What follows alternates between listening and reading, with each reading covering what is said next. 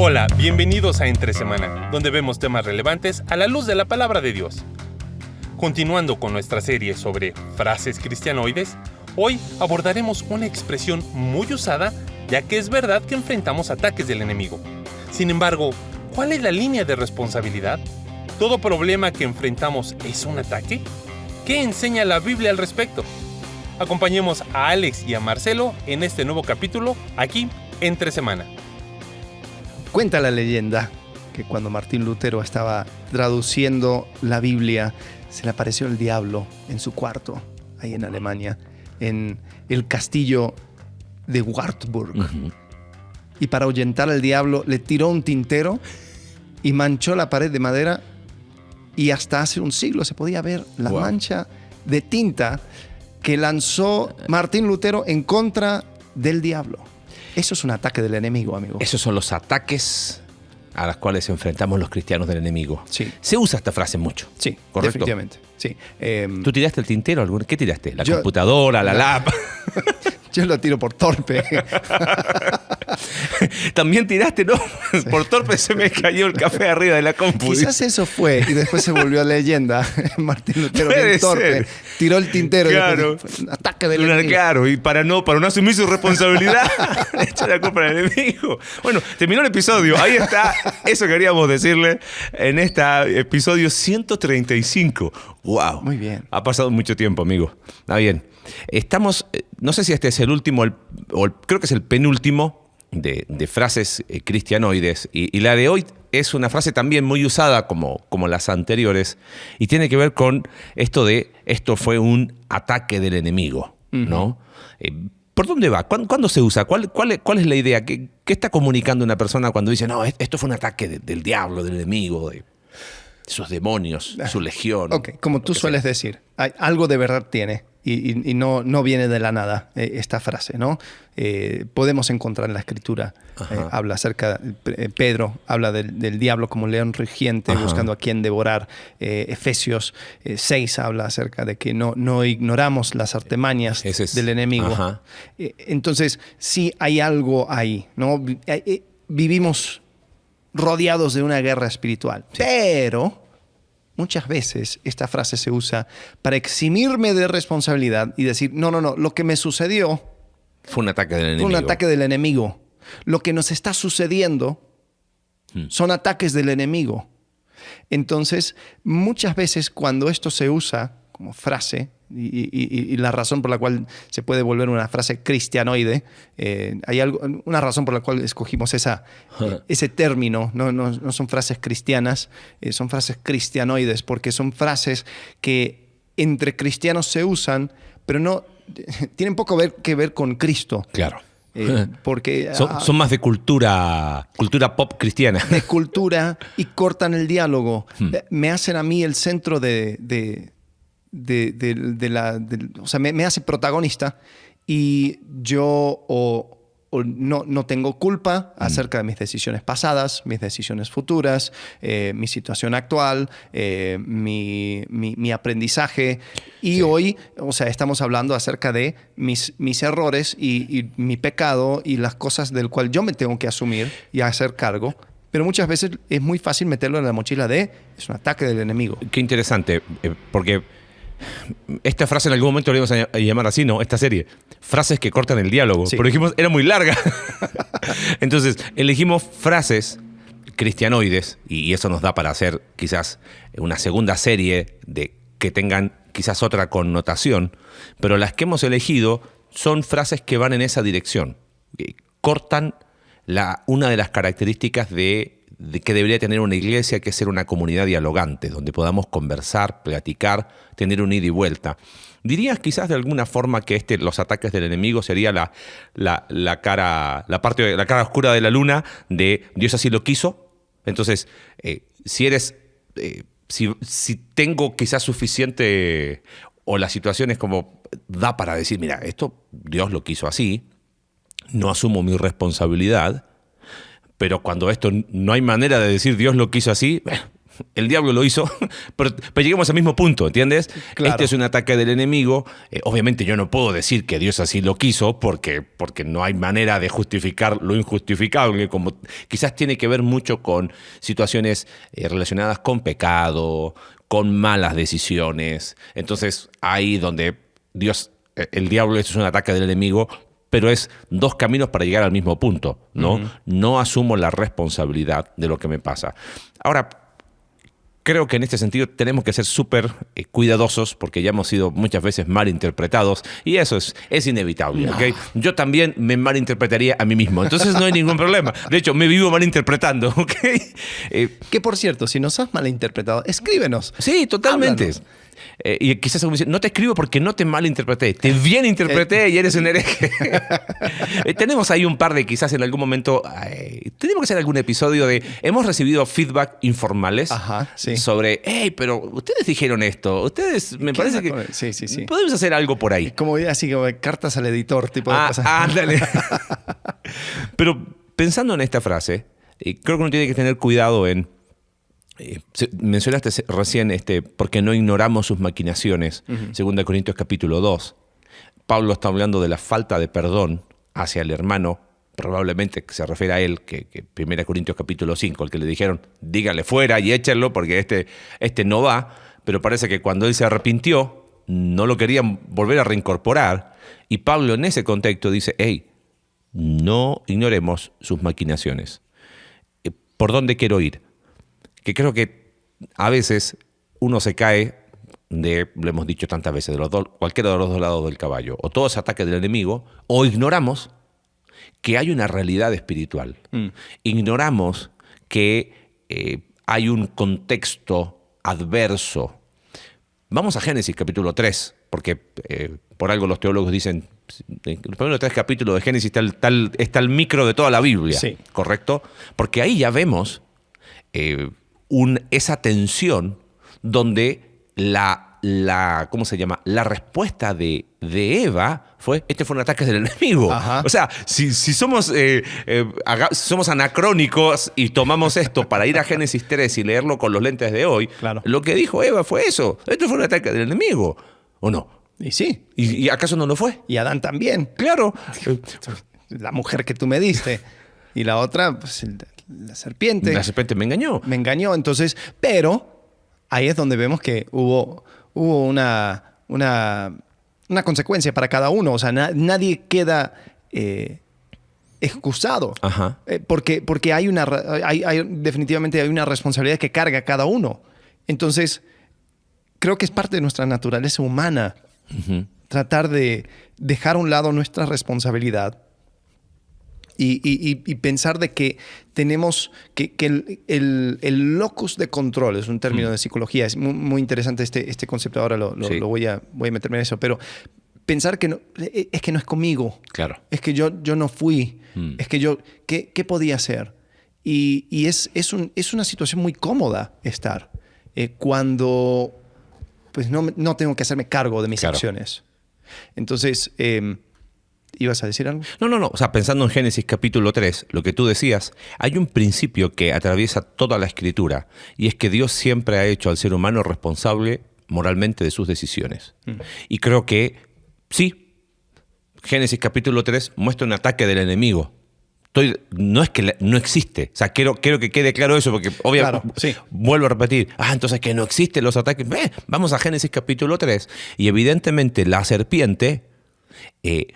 en un ataque frontal al representante de Dios, hombre. Les sugiero que lean libro en español, se llama Sobrenatural, de Michael Heiser, que es el maestro, mentor. Vamos a poner el link del libro. Porque Heiser ha puesto el libro en español. En español, pero completo. Gratis. Wow. Para que se pueda descargar. Michael Heiser ha sido el mentor de nuestro amado pastor Alex Tarasiuk. De hecho, está por cambiar su apellido a Tarasiuk Heiser. Pero es un hombre que tiene una perspectiva que amplía tanto. O sea, ¿por qué razón va ahí? Y claro, como que a veces se asumen un montón de cosas. Pero no quiero spoilear el libro, pero qué interesante. La serpiente ataca al representante de Dios, el ser humano. Entonces, lo que no me gustaría es que quien escuche este episodio así de forma rápida y diga, entonces ¿qué? ¿Están diciendo que no hay ataques del enemigo? No, vamos a Génesis 3 y tú lo ves. Pero jamás eso exime de responsabilidad, porque como tú bien dijiste, si uno analiza Génesis capítulo 3, hay consecuencias para el hombre, hay consecuencias para la mujer y hay consecuencias para la serpiente. Entonces, creo que ese ha sido el problema, que nosotros, en el hecho de querer eximirnos de responsabilidad, culpamos de cosas que son mi responsabilidad, y eso tiene que ver con lo que tú decías del locus, ¿correcto? Sí, fíjate, lo que dice es un término de psicología, dice el lugar de control o locus de control, es un término psicológico que hace referencia a la percepción que tiene una persona acerca de dónde se localiza el agente causal de los acontecimientos de su vida cotidiana. Es decir, ¿quién es la persona que tiene control acerca de lo que me sucede? Es el grado en que un sujeto percibe que el origen de eventos, conductas y de su propio comportamiento es interno o externo a él. Entonces, una persona que tiene un locus de control, lugar de control muy cerca, es una persona que dice, yo soy el agente causal de las cosas. O sea, yo hago que las cosas suceden, ¿no? Y una persona que tiene un locus o un lugar de control lejos es el que dice, yo soy, o lo que me sucede es causa de cosas que están fuera de mi control. Son mis papás, es mi jefe, es la circunstancia, es lo que sea, ¿no? Etcétera. Entonces, nosotros como seres humanos queremos siempre, y especialmente cuando tiene que ver con la responsabilidad por un acto incorrecto, pecaminoso, lo queremos alejar lo más posible. Porque eso nos exime de responsabilidad. Entonces, podemos ver que esta frase, como tú dijiste, si bien tiene algo de verdad, porque el enemigo ataca, vivimos en un ambiente de guerra, sí tenemos que ser conscientes de que la manera en que ataca es a través de la presentación del pecado. Okay.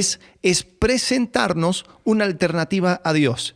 Es darnos la posibilidad y nos lo hace lo más atractivo posible. Y es lo que hizo la serpiente en Génesis capítulo 3. O sea, correcto, distorsionó lo que había sido recibido para presentar una opción atractiva, ¿no?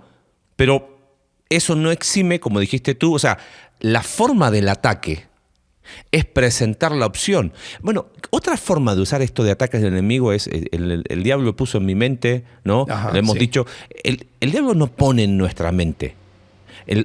Pero entonces, ¿creemos las mentiras del diablo? ¿Dónde están las mentiras? Porque le hemos dicho, hey, cuidado con creer las mentiras del diablo. Juan capítulo 8, el diablo es padre de mentira. ¿Cómo va? Por ahí va. Se presentan de alguna manera, son las cosmovisiones, ¿no?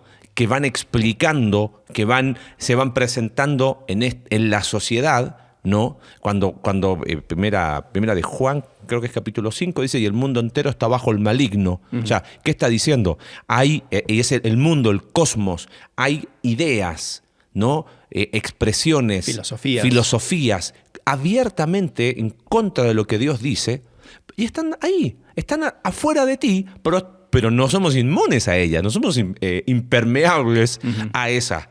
¿Correcto? Sí. Es como la polución de una ciudad, ¿no? O sea, tarde o temprano te suena la nariz y te sale oscuro. Y dices, ¿y esto qué? Sí, es toda la suciedad en la cual vives.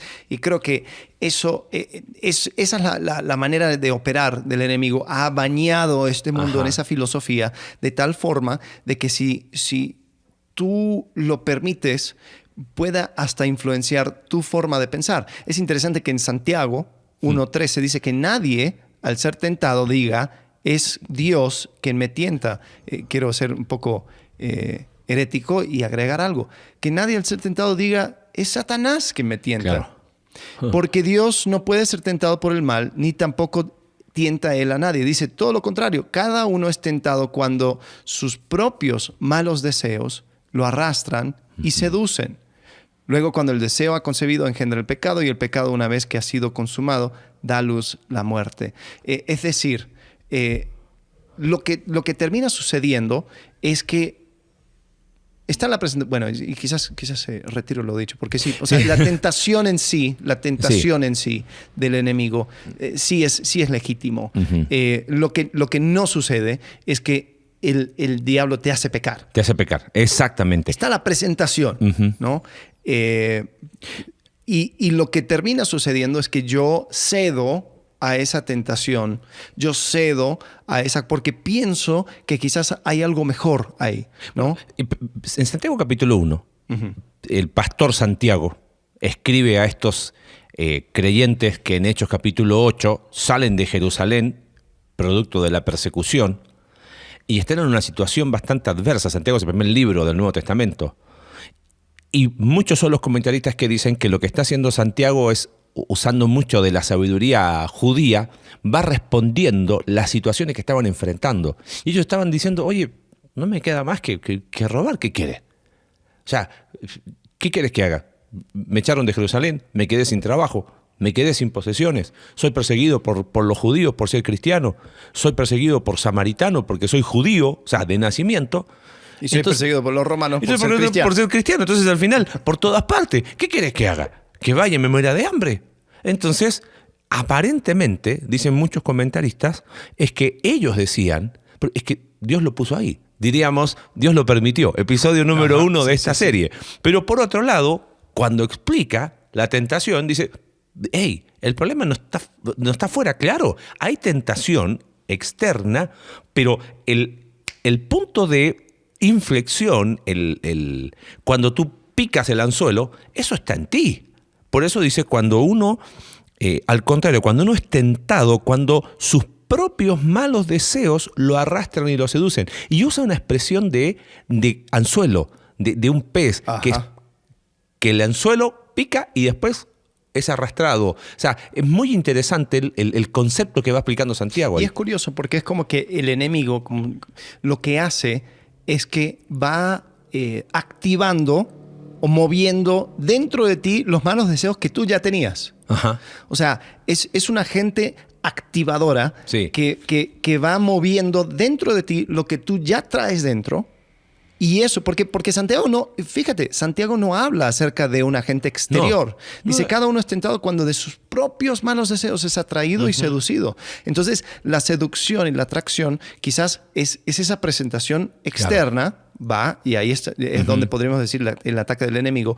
Pero lo que eso activa en mí son mis propios malos deseos que después van activando mi acción, me coacciona, podríamos decir. Y yo le hago caso a eso. Por eso ser tentado no es sinónimo de pecar.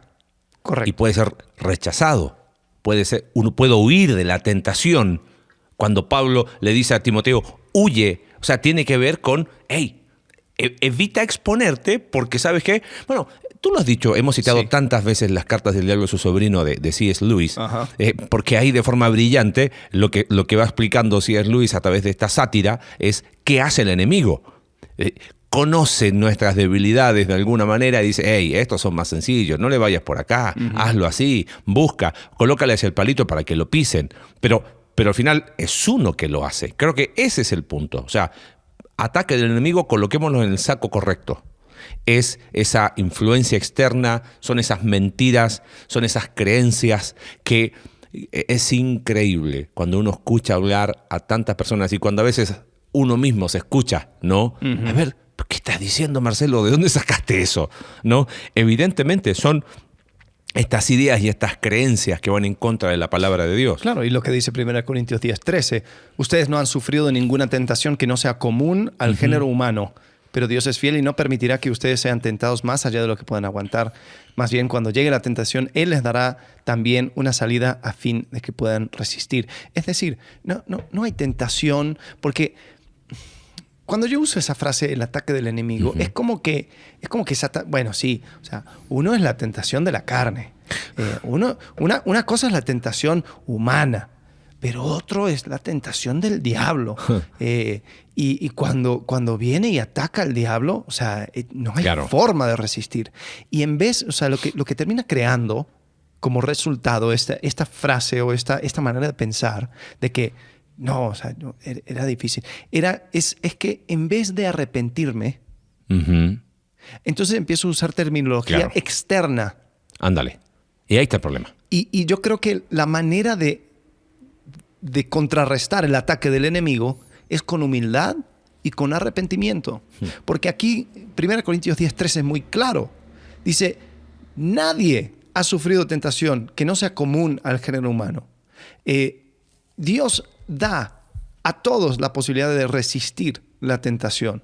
Entonces, si tú caíste en la tentación, fuera quien te tentó, tú podías resistir y decidiste no resistirlo. Entonces, lo que tú tienes que hacer no es empezar a montar guerra espiritual, empezar a quejarte acerca del ataque del enemigo, o algunos hasta lo usan como una forma de jactarse, decir, ¿ves? O sea, estamos haciendo algo muy importante para el reino porque el enemigo nos está atacando. Y es como que, ¿en serio? O sea, en vez de humillarte, te vas a ensorbecer más. Y eso es el verdadero problema con esta frase. Cuando se usa para eximirte de responsabilidad y no tomas la postura correcta de arrepentimiento. ¿Cuántas instituciones hay? Cuando se muestra un pecado, últimamente han estado cayendo muchos. Estaba pensando exactamente en eso. Muchas estatuas de los héroes de la fe moderna han estado cayendo correctamente porque se fue mostrando el pecado o prácticas o cosas que van totalmente en contra del corazón de Dios, pero en vez de tomar un tiempo de decir, definitivamente hemos pecado, definitivamente tenemos que arrepentirnos, no, esto es un ataque del enemigo. Esta reportera feminista que nos quiere derrotar, por eso saca estos artículos, por eso habla acerca. Ella quiere destruir la iglesia. Estoy hablando de Julie Royce. Julie Royce. Sí. Pero qué triste cuando personas así deberían ser celebrados como los Natanes de la iglesia. Son vilificados como agentes del enemigo. Para destruir. Y no vayamos muy lejos. En algún momento fui testigo de cómo parte del liderazgo de cómo se llama, de una institución culpaba al enemigo de sus propias malas decisiones. Y creo que el problema es que ahí volvemos al inicio de esta plática. Corto el diálogo. Cero introspección. Cero mirar adentro y decir, ¿sabes qué? Sí, estamos mal, hemos pecado. Cero, no está la oración que viste hacer a Nehemías, a Daniel, a Jeremías. Hemos pecado, confesamos nuestros pecados. Hombres, ¿qué podías decir de Daniel? Y Daniel dice, Señor, nuestros pecados nos tienen así. Nosotros la falta de introspección, de decir, ¿sabes qué? Miremos adentro y hagámonos cargos de nuestros muertos. O sea, no ignoramos sus maquinaciones, estoy totalmente de acuerdo, pero ¿por qué cualquier persona, fíjate, cualquier persona que cambia la narrativa que yo he establecido, cualquier persona que me sacude, que hace que mi imperio se venga abajo, es un ataque del enemigo? ¿No? Y por eso mencionaste recién a Julie Royce, que ha sido una mujer que ha investigado.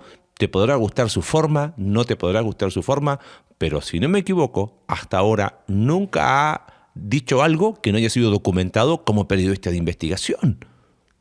Y claro, cuando empezó a hablar de Rabbi Zacarías, este es un ataque del enemigo que quieren tirar abajo. Y claro, ¿y cuando salió? Ahí todo sí. ¿Y por qué no se escuchó antes? Claro. ¿Viste? Entonces, y así podríamos seguir con más ¿cómo se llama? Más actuales y hasta más cercanos. Pero ahí es donde quizás el espíritu de este episodio es, creo que pongamos las cosas en los sacos correctos. No ignoramos sus maquinaciones. Hechos capítulo 5, Ananías y Zafira. Es interesante.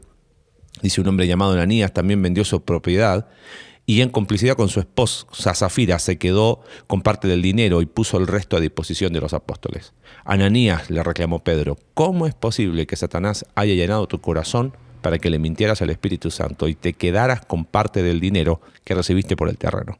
¿Acaso no era tuyo antes de venderlo? Y una vez vendido, ¿no estaba el dinero en tu poder? ¿Cómo se te ocurrió hacer esto? No has mentido a los hombres sino a Dios. Y al oír estas palabras, Ananías cayó muerto. Y un gran temor se apoderó de todos los que se enteraron de lo sucedido. Es interesante porque en el capítulo 5, verso 3, lo acabo de checar, la Reina Valera dice: ¿cómo es posible que Satanás llenó tu corazón? Si fuese un acto donde Satanás mete pensamientos en tu mente, hubiese usado una voz pasiva para el actuar de Pedro. O sea, Pedro es el agente, es quien recibe la acción de Satanás. Pero no es así. Está refiriéndose a la obra que hace Satanás por un lado, ¿sí? Satanás es una forma literaria de decir llenó tu corazón, porque algunos dicen, bueno, pero mira ese versículo. Las ideas, las creencias, todo lo que está afuera. Y creo que es un concepto similar al ser lleno del Espíritu Santo. Claro. O sea, dejaste ser controlado. Correcto. Permitiste que tú te metieras en el camino donde caminaras en esos pensamientos y esos pensamientos llenaron tu corazón. Sí. Y después si continúas, ¿no? Al versículo, ¿qué? ¿4? 4.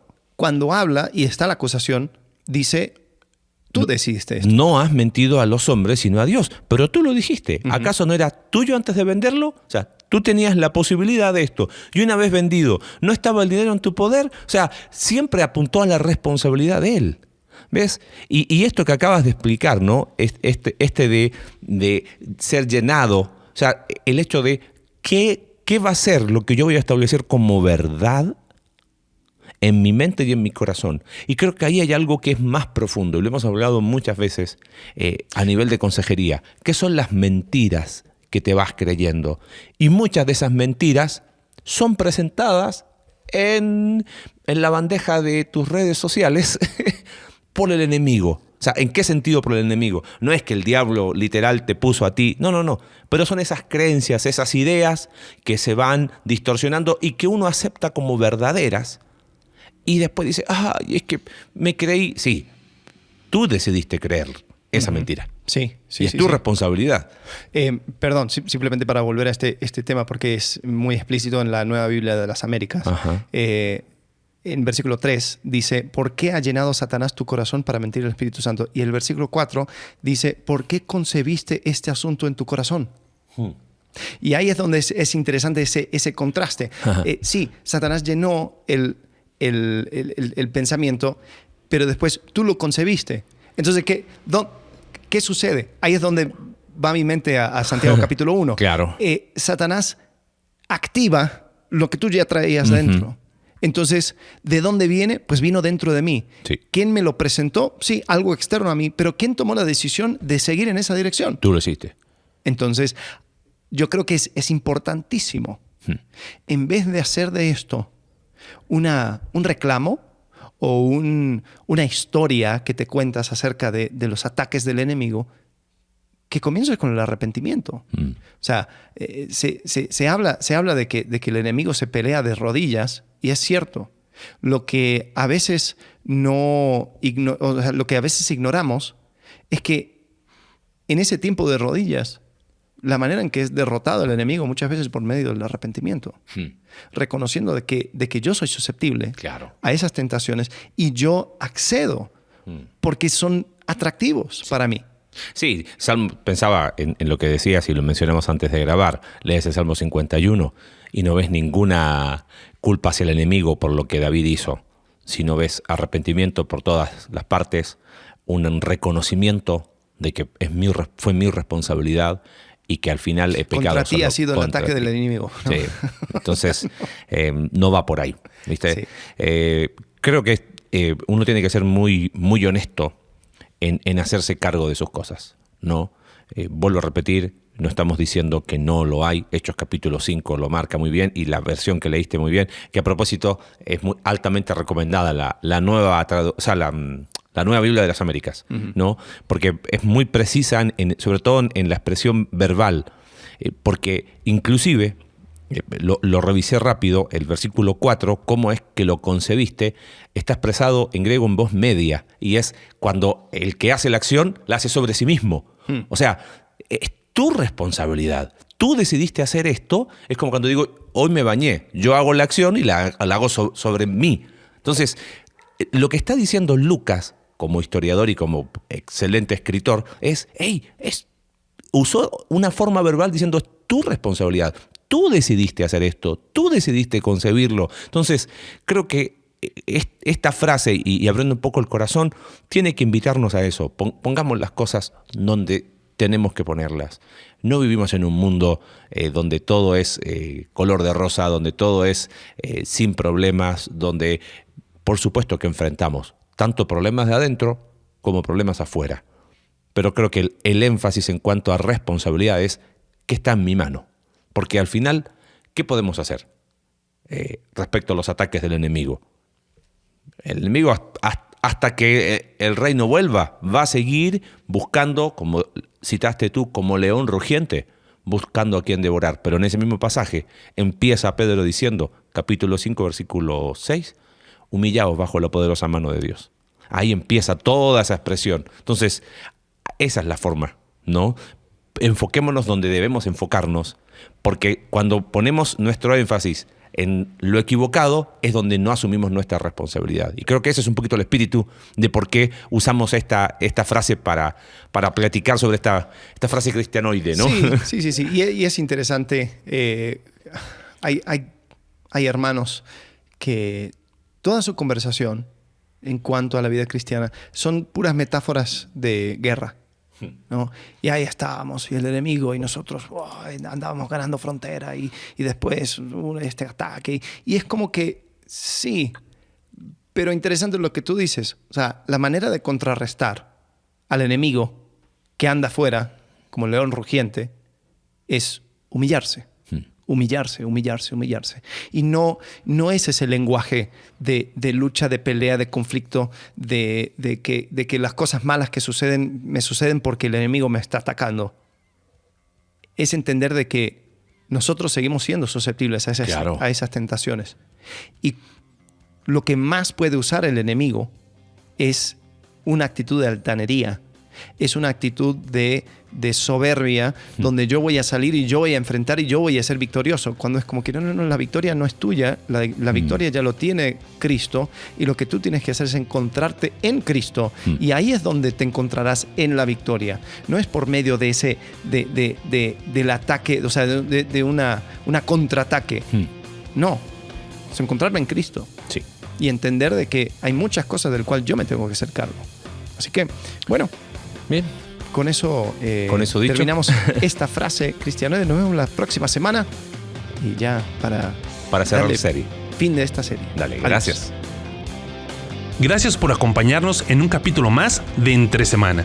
Recuerda que puedes seguirnos a través de nuestra página web Iglesia Conexión Vertical /Entre Semana, Spotify, Apple Podcast y Google Podcast. Hasta la próxima.